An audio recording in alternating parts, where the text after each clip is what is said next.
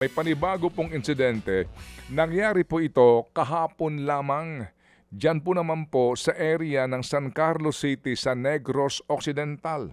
Hapon po ito kahapon. Kung saan pong isang grade 9 student ay sinaksak ng isang grade 10 student doon sa Teachers Village, Barangay 2, San Carlos City, Negros. Kung saan mga kapatid, ito po ay mga nag-aaral sa Julio Ledesma National High School.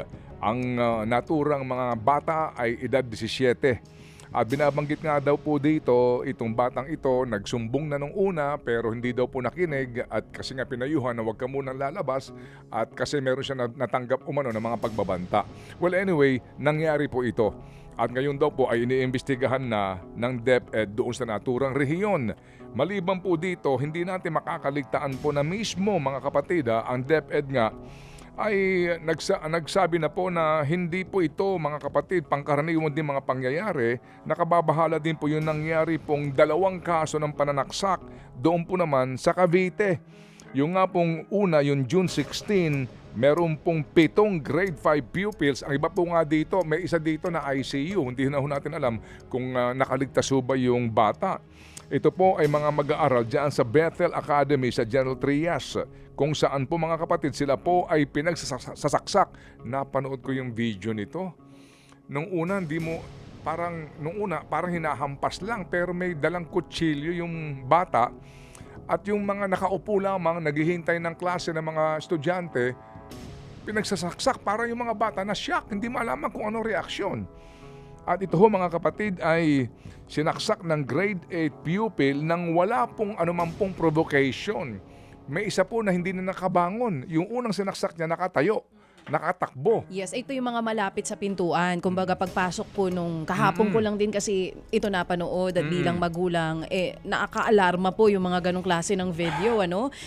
Pagpasok nung bata dun sa classroom, kung sino yung una niyang nakita, Saksak isa-isa agad. po, sinasaksak niya agad. Hindi lang isang beses. Oo, Sunod-sunod. Kung hanggang bawat yes. bata maabutan, sunod-sunod po Oo. na sinasaksak. Oo. Habang Oo. nakaupo yung bata, so ang mga tama nito sa balikat yung iba. Tsaka makikita mo yung itsura din ng mga bata, nagulat sila. Hindi rin makagalaw. Halos na-freeze, namutla yung iba, 'di ba? Parang na-freeze yung iba, hindi makagalaw. Ano nangyayari? Yun din ang kanilang Yung mga nasa nasa likod po ng utak. classroom, hindi nga makapag-react. Hindi makapag-react, hindi Although rin may makaalis. mga tumitil pero yung iba hindi malaman kung anong gagawin.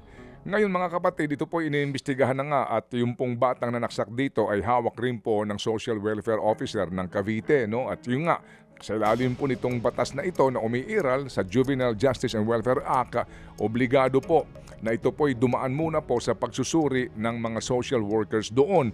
Pero after that, may isa pa. Ito ho naman po yung nangyari sa Cavite National High School, June 19 po ito, kung saan po ang isang 18 anyos na estudyante, senior high school, ay pinagsasaksak din, mga kapatid. Matapos po ito naman na mag-away at magkaroon po ng pagtatalo. Sa oras na ito kami po'y natawag na sa DepEd para humingi po ng update sa mga pangyayaring ito at ano ho ba ang ginagawa na ng kagawaran. Meron din po kasi ngayong usapin doon po sa nangyaring ng karimari-marim na insidente na pamamarit sa Tacloban, kung tayo ho ba ay susunod na sa mga nagiging panuntunan sa iba't ibang estado sa Amerika. Kasi po doon sa States, ang dami pong kaso ng school shooting, mass shooting. Kaya nga kahapon din nabanggit ko yung suot na t-shirt nitong batang isa, yung KMF DM, yung pong European rock band, the t-shirt niya. German, oo. Pareho din po ng t-shirt na suot noong mga nasangkot doon po sa mga malagim na nangyari pong pamamaril sa Amerika sa iba't ibang paaralan. Kaya nga meron silang commonality, no? Yung suot na t-shirt, kaya isa pong anggulo nga yan, yung copycat, kumbaga ginagaya yung mga ginawa doon sa mga lugar na ito. Sa Amerika ngayon, maliban po doon sa standard po na ating pinag-aaralan kapag panahon ng kalamidad o lindol, di ba, yung duck cover and hold, doon ngayon meron na pong mga exercises kapag nangyari sa eskwelahan ang gantong insidente po ng pamamaril kung ano po ang dapat na gawin ng mga bata at mga school officials. Nasa linya ngayon si ASEC Roger Masapol, ang Assistant Secretary po for Governance and Operations po ng DepEd. Magandang umaga po, ASEC. Magandang umaga, Manong Ted and DJ Chacha. Kung matatandaan, kasama rin po namin kayo dito, sir, noong nakaraang linggo. Ang usapan natin tungkol po dun sa stabbing incident na nangyari nga po dito sa Cavite. Ito po sumunod yung Tacloban shooting incident, and just yesterday, meron din pong nangyaring saksakan dyan po sa isang eskwelahan din sa isang probinsya, sa San Carlos City, sa isang public school. Sa DepEd Central Office po ba, paano nyo po ba tinitignan ito pong sunod-sunod na mga insidente sa mga eskwelahan? Nangangailangan na po pa ito ng national level ng response from DepEd Central Office? Sa totoo lang, DJ Chacha, yung si Sec Angara po nagbigay na po ng directive sa Executive Committee na maglabas ng direktiba po sa pagpapaigting ng security, yung safety ng school, at of course yung pagpapatupad ng strengthen yung pagpapatupad ng child protection policy at saka yung ating anti-bullying law. So, mayroon na pong direktiba, lalabas po kami ngayong araw o kaya bukas ng isang national policy na susundin po lahat ng ating mga schools para lang mapaigting yung para hindi na maulit yung mga pangyayaring ito. Oo, so this is going to be a written directive na dapat sundin po, hindi lang ng pampubliko, maging lahat po ng mga school institutions, maging pribado. Tama po yan. Lahat po ng basic education po kasama po sa direktiba na ilalabas. Oo, bukas po ito ilalabas. Ang implementation po nito, right away din po ba, sir? Paano po? Forthwith po. Forthwith. Immediately po yung implementation ng ay lalabas po namin na policy. Oo. ASEC, ito po sinasabi niyong bagong pulisiya na ilalabas bukas. If you can just share with us, ano po ito?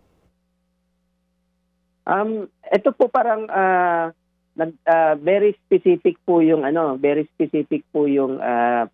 nilalaman ng bagong pulisiya. Sa kasalukuyan po ay binubuo na namin yung pulisiya, at ito po ay magbibigay ng direktiba sa mga schools natin, sa mga ating official sa baba, para lang isagawa ang mga karampatang procedures kung paano gagawing safe ang mga sila. Like for example, i-strengthen namin yung multi-sectoral coordination, dahil ang ibig sabihin nito, hindi lang po talaga DepEd yung kailangang tumugon sa mga problema ng ganito, kundi this is the whole community.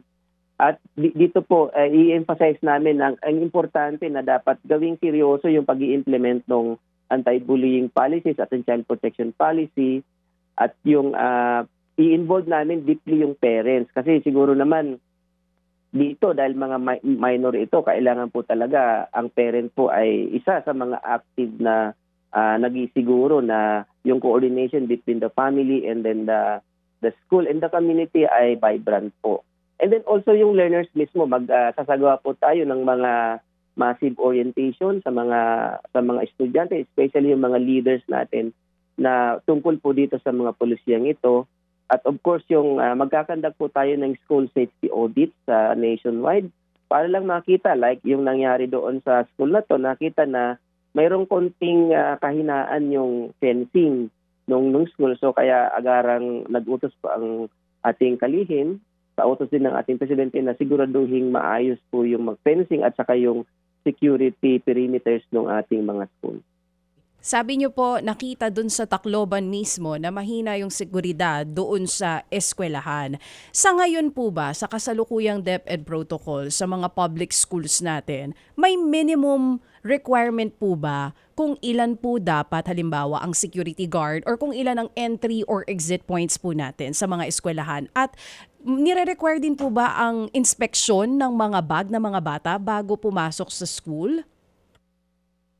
Sa nilabas namin na policy, yung ensuring safe and motivating school environment, nakalagay po doon na kailangan meron ng random na bag inspection, at ino-authorize na rin yung ating mga school leaders na pwedeng mag-procure ng metal detectors or body scanners kung kakayanin ng kanilang mga kasalukuyang pondo.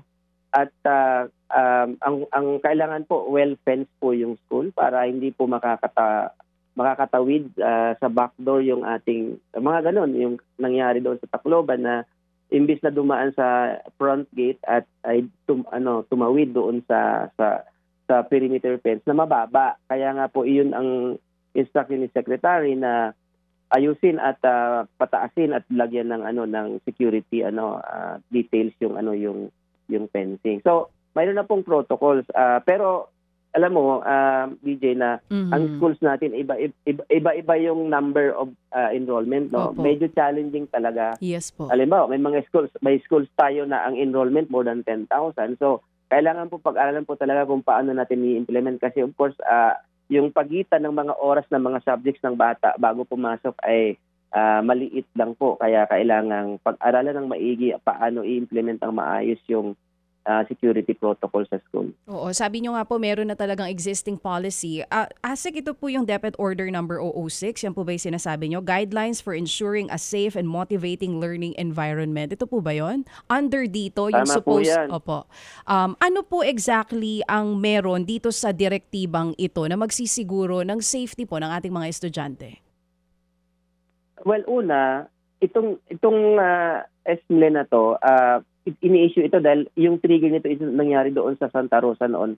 Last year yata yun na nagkaroon nilang similar incident pero hindi ganito kagrabe nung nangyari sa Tacloban. So, unang-una, parang ini-issue lang natin na tama yung pag-i-implement ang mga existing policies natin like yung child protection policy at yung ating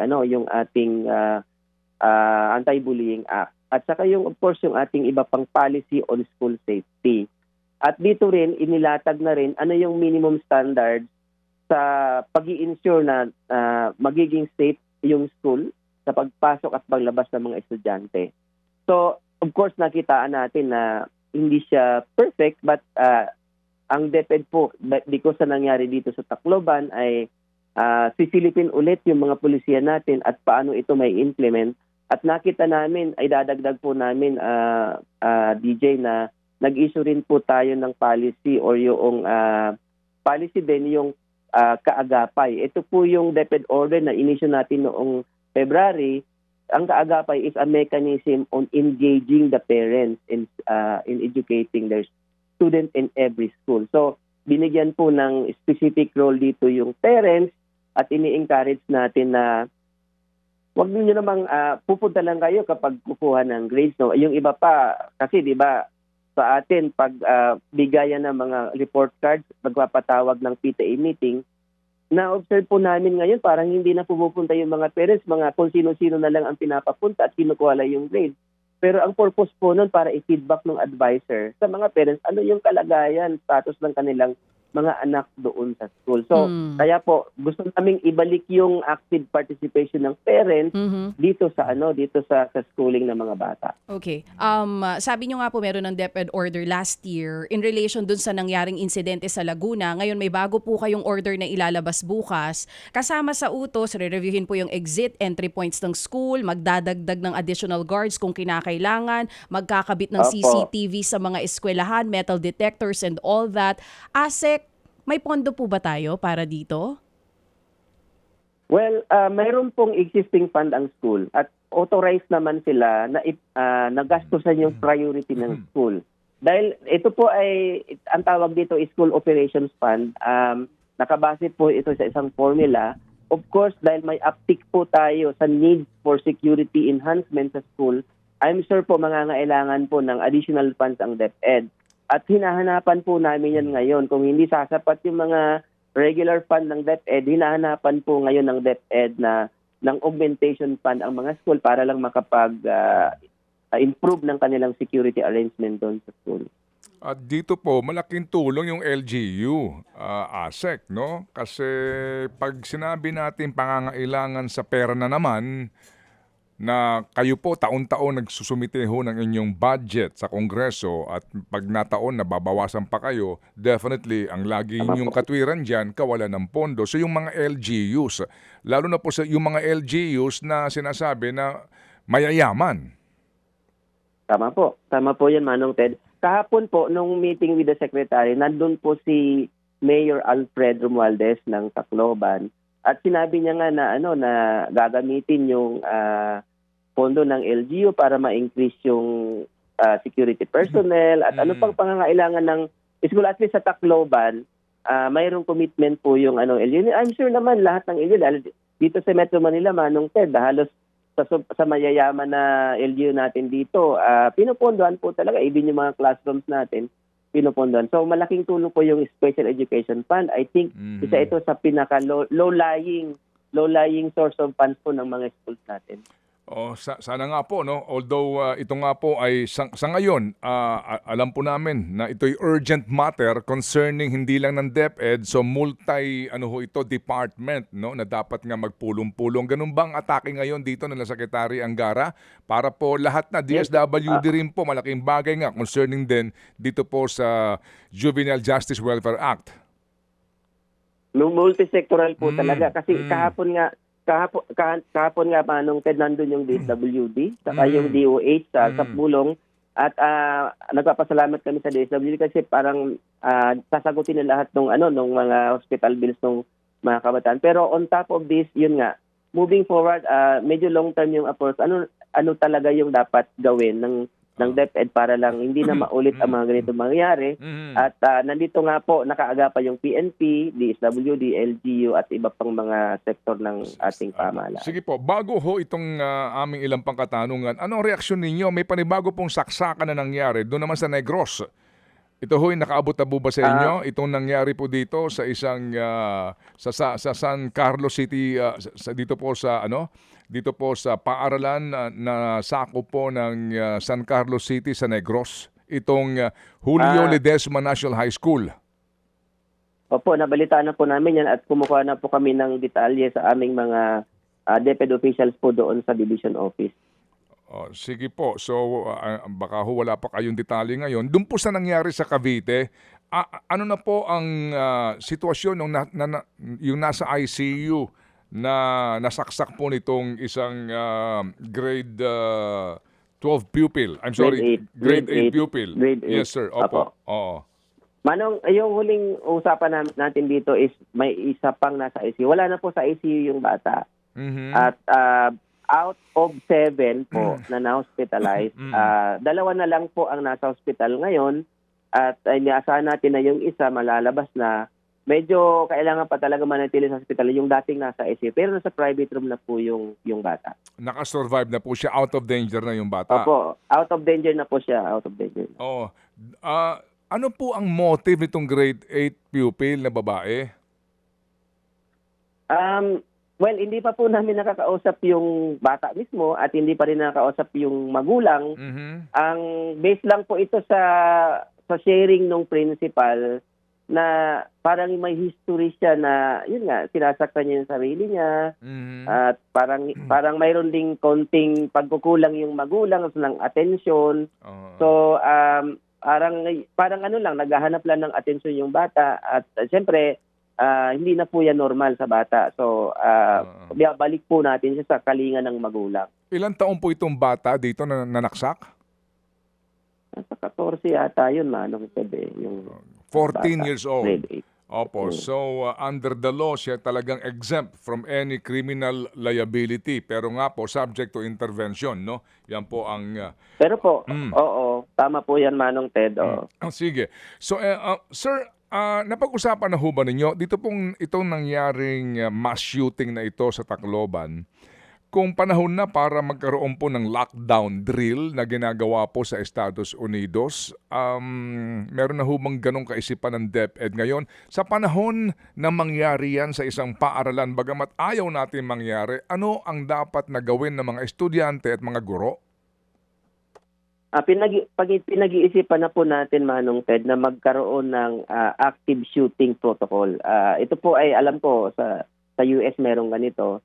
So napag-usapan na namin yan kahapon kung paano natin magagawa rin ito sa ating mga paaralan na mga protocols. And yung nangyari po sa sa Tacloban, nag-lockdown po talaga yung school nang dumating yung habang tumatawag sila sa PNP, nagsara po ng pintuan po ng gate po talaga yung so hanggang sa dumating yung PNP natin. Pero gusto nating i-formalize yung protocol, Manong Ted, para applicable ito sa lahat ng schools natin sa buong Pilipinas. Opo, kasi kung meron nga tayong drill para po sa lindol, sa gantong pagkakataon, ano ba ang dapat na unang gagawin ng mga estudyante? Kasi nakita ho natin yung video nung namatay na bata na siya lang naglakas ng loob, di ba, na nagsarado ng pintuan. Sa mga panahong ganon, ano ba dapat ang kilos ng mga bata? Although naunawaan natin, kapag pinag-usapan to, baka may takot na kaagad yung mga bata, di ba? So how do you manage Tama that? No? po. Yung pagbibigay sa kanila ng informasyon, yung exercises, hindi ba? Para ho tumanim sa kanilang isipan na pag ito ang nangyari o kaya may mananaksak, masakit man pong, kumbaga, at mahirap ipaliwanag, pero yung nga, kung napapanahon na ba na masama na ito sa mga drills ng mga bata? Naniniwala pa kami dyan, Manong Ted, na by incident po, kailangan pong may sariling protocol. Hindi, kasi ngayon parang earthquake drill lang po tayo, mayroon, pero with this happening in our schools, baka po tama po kayo sa inyong question na magkaroon na rin ng kanyang iba't ibang protocols, depende po sa insidente na nangyayari sa school. And then, sa ganung pagkakataon po, you need an expert, no? Para po doon sa psyche ng mga bata na hindi naman magbigay po ng maaga pa lang na trauma na yung bata, doon pa lang sa ganung uri po ng mga pagsisenaryo, no? Tama po, Manong Ted. Kasi nung kinausap ni Sec Angara yung mga estudyante kahapon, parang ang initial na nila, parang ayaw muna nilang bumalik sa school eh. So, isa rin ito sa binibigyan ng pansin ng DepEd na ano yung mga nakaabang na modality para sa mga ganito na nagpapagaling muna at ayaw mo nang bumalik sa school.